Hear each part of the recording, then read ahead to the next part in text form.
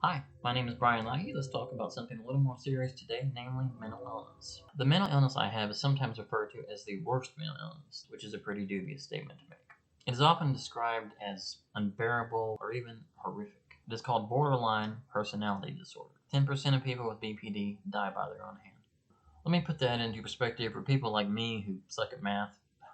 That's 1 out of 10 of us who are diagnosed with it die by suicide.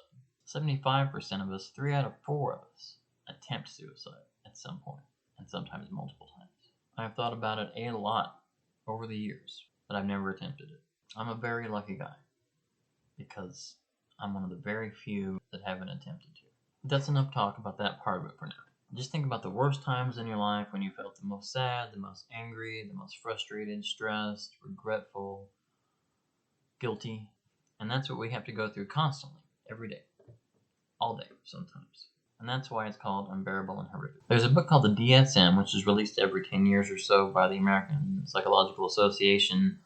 It stands for Diagnostic Manual of Mental Disorders, and it contains the criteria that is generally used by most psychologists and psychiatrists and therapists for the diagnosis of mental illnesses in America. In order to be diagnosed with borderline personality disorder, you have to have 5 of the 9 listed symptoms. I'm going to go over each of the symptoms, tell you if I struggle with them and how they've affected my life. So the first one is frantic efforts to avoid real or imagined abandonment. This is one of the defining symptoms of BPD because we are very afraid of being abandoned. And I have to say this is one of the things I went through a lot in my life, especially with girlfriends and my ex-wife. I don't know how to explain it. I guess the best way to explain it is you're always in fear of them leaving you. Even when there's no reason to think they would. Jealousy has been a big issue with me because of that, because of the fear of abandonment, even when there's no call for it. And it's just horrible in relationships. But it doesn't always have to be just significant others. It can be friends, family. You're afraid of them betraying you and leaving you or just not caring about you. And it just wreaks havoc on relationships. The next one is unstable and chaotic interpersonal relationships, often characterized by idealizing and devaluing the people that you're close to. This is called splitting. It basically means you think highly of them at one point or one time. Could be a minute, could be a day, could be a week. You think they're the greatest thing in the world. You elevate them to a high plateau that nobody can reach, and then it comes crashing down and you think they're the most horrible person in the world. So it basically veers from love to hate to love to hate, and the love and hate are amplified to 10. Well, amplified to 100. If 10 is normal, they're amplified to 100. And of course, also wreaks havoc on relationships. It's very hard for people like me to have long-standing relationships that are good with family, with friends, girlfriends, wives, whatever, husbands. It's virtually impossible because we see people in a distorted way that is not realistic. The next one is markedly disturbed sense of identity, sense of self. I've always kind of struggled to understand what this meant, but I think it means you don't have a strong sense of self, of who you are and what you want, what your values are. Start acting like other people that they know or see on TV, in media. They'll take on some attributes or characteristics that they may have for a short period or a long period because they're just trying to feel a sense of self, feel a sense of belonging. I guess in a sense we also idealize and devalue ourselves, so they never really thought about it that way. In a sense, that's a distorted self-image. We can feel really great about ourselves, but then that can come crashing down just because somebody says a little tiny thing that means nothing. It's just very high sensitivity.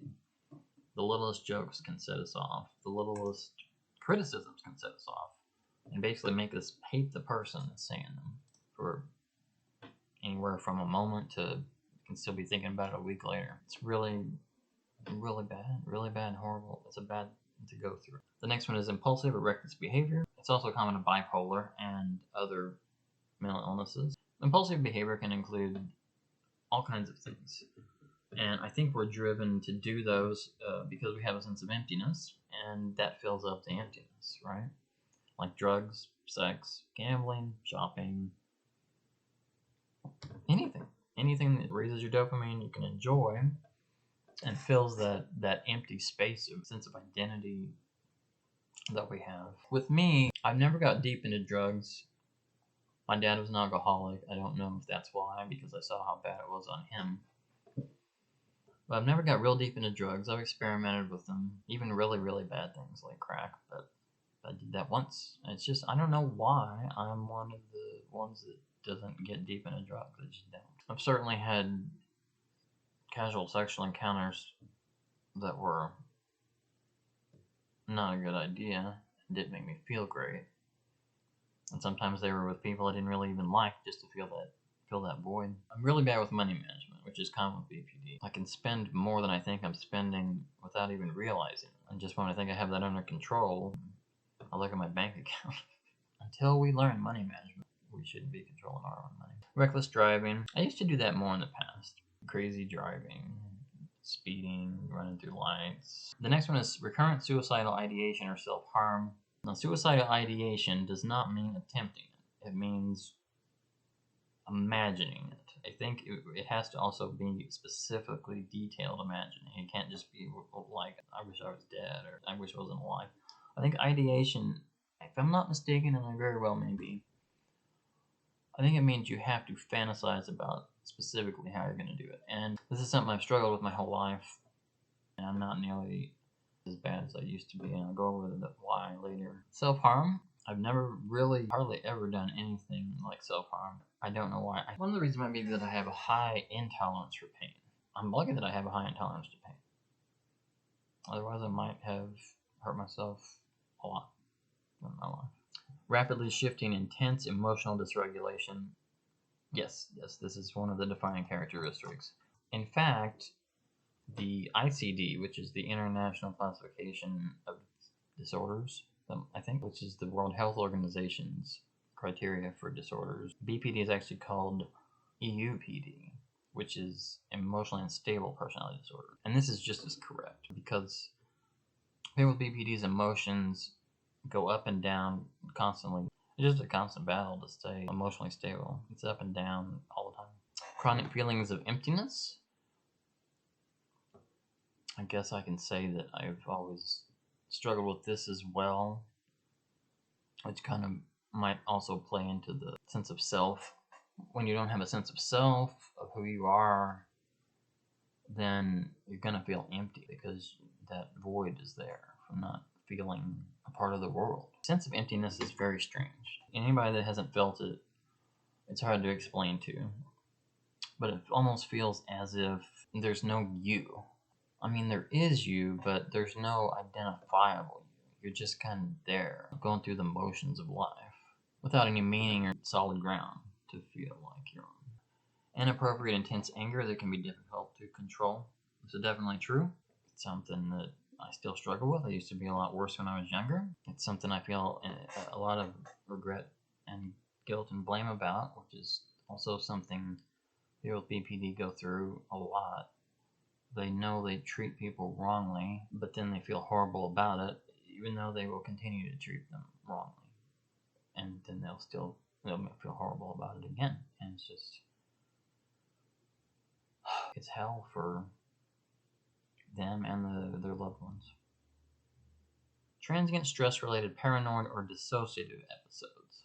I have experienced things like this. Jealousy is about the only really paranoid thing I went through. Although that's not necessarily true. I'd say jealousy and thinking somebody is going to treat me bad, and I'm interpreting what they're saying might be a lie, that they're trying to deceive me or hurt me in some way. So yeah, I've had that kind of paranoia. It happens occasionally. Severe dissociative symptoms, I used to have a lot more than I do. And one of the reasons I don't have that as much, and also some of the other symptoms, is because I've been busy with YouTube. And it helps me feel like I have some meaning in my life and something to work towards and something I actually enjoy doing, which is hard to find for anybody, but especially for people that have my kind of problems. And of course, I've been diagnosed with depression and anxiety. that goes as par with the course for BPD. You can't be emotionally unstable pretty much and not have depression and anxiety, obviously. I mean, that doesn't even really need to be explained. It's just, if you go up and down constantly, you're going to get depression and anxiety. Okay, now the causes for BPD. What makes somebody so unstable, so emotionally unstable?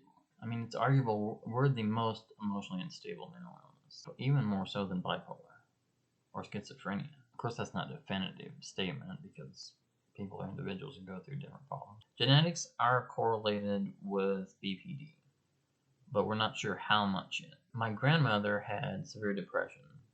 She shot herself once in the shoulder, but I think that was to get attention to tell people she needed help. I don't know. I wasn't there. That was before I was born. So the theory is that BPD is generally a combination of genetics and environment. I don't know if I've ever had any relatives with BPD, not that I know of, but has been diagnosed, close relatives. But my grandmother had severe depression and had been hospitalized and hurt herself. So I definitely have that as a heritable trait. Childhood environmental factors include abuse and neglect. And how this can translate to BPD is actually kind of simple in its basis. And that is, if you have a caretaker, parent, guardian, whatever, and they abuse you and or neglect you, you can grow up not trusting the people that you get close to because you're afraid they will be like that. And so you keep them at arm's distance, and sometimes you will hate them because you see them as a shadow of the person who treated you badly when you were a child. I mean, you can't really help it until you get treatment. If you're going to treat people badly and you don't mean to, you don't want to. It's just a defensive mechanism to try and protect yourself from more neglect or abuse. When 9 times out of 10, the people that you care about aren't going to do that. I wasn't abused that I know of, but my dad was an alcoholic and neglected me, didn't show me love after he became an alcoholic. My parents got divorced, and I was a really sensitive child, so it really hit me hard, and that's how I developed BPD, or at least one of the reasons. I'm sure there was some heritability traits, such as depression. So a lot of people will say, and it's understandable why they could think that at first glance, if you weren't sexually abused or physically abused, your dad just didn't give you hugs, then you shouldn't have this disorder because you weren't that badly treated. Well, neglect can be just as damaging as abuse. It just can be. And it affects different people different ways. I was an incredibly sensitive child. Some children, that would never happen to them. They wouldn't even develop a mental disorder. I mean, we're all different. Our brains are all different. Our minds are all different. Our genes are all different. How we react to things are all different. So it's not good to judge people based on what you think they or should not be going through, based on their childhood experiences. You're not them. Be compassionate. There have been some brain abnormalities found in people with BPD, especially with the parts of the brain that regulate stress. And yes, that's definitely true. We cannot handle stress. We just can't. We either just stop, just quit whatever we're doing, or get angry or sad. The changes affect the hippocampus, the amygdala, and the orbitofrontal cortex. I should really know more about this, and I have read about it. But I can definitely say that stress is virtually intolerable. The hippocampus tends to be smaller in people with BPD, which also helps regulate emotion. And the theory is that because it's smaller in people with BPD generally, their emotions are stronger and last longer than the normal persons. And there's some other mitigating factors, but we just won't talk about them at the moment because the main ones are genetic, environmental, and neurobiological. Those are considered the 3 things that contribute most to the development of BPD. So we'll go on to the management and treatment of BPD. So the 2 main treatments for BPD, as in most mental disorders, I believe, are therapy and medications. And of course, lifestyle changes, staying healthy is important as well. So I wasn't diagnosed with BPD until a couple of years ago. I had to go to a mental hospital for about a week.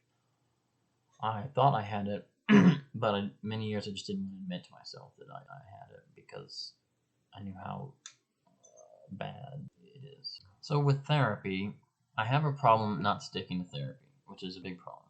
And I also read therapy books. I have a big problem, and this is obviously very common in people with mental disorders of staying with therapy because we don't trust people. That's one of the, we go to a therapist, we're there with them, we wonder what their motivations are, if they're really trying to help us, if they care really about helping us, or just doing it for the money. These are the kind of weird paranoid thoughts we have. The main type of therapy used is one called dialectical behavioral therapy. You might have heard of it. It's been talked about in popular media a little bit. And it's very good. It takes a long time, and that's why a lot of people drop out of it. Its 4 components are self-soothing, mindfulness, cognitive behavioral therapy, and interpersonal therapy. And these are things which can help anybody, much less people with BPD. There's plenty of books out there about it. It's very hard to find a dialectical behavioral therapist who takes Medicare or Medicaid because they're specialist. And that's another one of the big problems. There are other therapies that have been found to be just as good, but they have not been talked about nearly as much as dialectical behavioral therapy. In fact, you're starting to hear celebrities mention dialectical behavioral therapy, like Pete Davidson, Lady Gaga. I'm sure there's others too. Medications are used sometimes, but there are no official medications for BPD. Studies have shown that medications and supplements just don't do much good. They do a little bit, including typical antipsychotics, mood stabilizers, and fish oil, and antidepressants, but to an even lesser degree. Contrary to popular belief, prognosis is actually good for people that stick with therapy. So point your finger at me and say, do it, motherfucker. Do it. And people that have been diagnosed with it 10 years later generally don't qualify for it anymore. Now, I'm not sure if that's if they go to therapy or they don't. I do know that I am somewhat better at 2 years after being diagnosed. There used to be quite a stigma in the mental health community about BPD, that it was untreatable. And some therapists would not even see people with BPD, and it's still that way. They think it's untreatable, they haven't done the research they need to do because it's very treatable. It's just hard to deal with people that have BPD because of the intense emotions. So some therapists can't deal with themselves, which I suppose is understandable. Some people can't. I mean, it's their job, but BPD is a special case because of the intensity. They should probably be trained more on how to. Obviously, it's affected my whole life, being a very sensitive person, yet also prone to anger, extreme anger, and extreme sadness. I was bullied at school, which is quite common for people with BPD and other disorders. Sometimes it's hard for people with BPD to keep jobs because of the constant emotions that go with that. All of my romantic relationships have been poor, and I treated people badly, and I still feel guilt and remorse about that quite a bit. I've had trouble keeping friends sometimes too. I moved to Arkansas because I got married. That marriage hasn't worked out. Since I've been in Arkansas, I haven't had any friends to hang out with because I'm afraid to lose them or that they'll treat me not good. These are just fears that people have with this. And also romantic relationships. I don't think I'm ready for any romantic relationships anytime soon. Me and my wife have been separated for 2 years now. So yeah, it's affected my whole life. It's really been bad. I don't want to say poor me. I'm just relating my experiences for those who could relate to it. And even if you don't have borderline personality disorder, if you just have depression or anxiety or anger or issues, I can identify and relate with all of those as well. Pete Davidson, the comedian who's on SNL and who's in the movie King of Staten Island, which I haven't seen, I will, is probably the biggest celebrity to admit to having BPD. He talks about it in interviews and is quite honest about it, extraordinarily honest about it, talking about suicidal thoughts and self-harm in an open way that you wouldn't expect anybody to talk about. But it's good that he does, and it hasn't affected his career, which I'm sure some people have been afraid that it would with the stigma, but it hasn't affected his career. I'm glad we're at a point in culture where people can talk about their mental illnesses without being afraid of it affecting their career. It's a good thing, and I'm glad. So I'm sure in the future I will have more mental illness videos. Psychology is an interest of mine, so we'll be talking about the other issues like that. I know most of what I do right now on this channel is comedy, and I enjoy that. I really enjoy it a lot. It's fun, but occasionally I'm going to talk about serious subjects, including mental illness, because it's something I struggle with. And I know there's a lot of people who do, so I hope they will be able to relate to me and get some good out of it, I hope. So like I said, I have gotten better over the past several years. Part of it is just becoming more aware of BPD and what the causes are of it. So I would say 2 years ago, my BPD, if it was at a 10, it's probably now at about a 6 or a 7, depending on how it's going, which is a huge improvement, trust me. So if you struggle with mental illness and want to talk about that in the comments, please do. It's okay if you don't want to talk about it too. I understand that. It's very hard. It's been kind of hard for me too, but I feel like it's something I need to do. Thanks for watching this more serious video about mental illness. I very much appreciate it. Thank you. Have a great fucking day from another fucking YouTuber. If you're struggling with severe emotional crisis and or suicidal thoughts, please call the National Suicide Prevention Hotline. They've shortened the number to just 988. So please do that if you or a loved one needs help. And call your state's Department of Human Services for information on how to find a therapist or hospital quickly if you need that help or a loved one does. Thank you. The links for that information will also be in the description below. Thanks.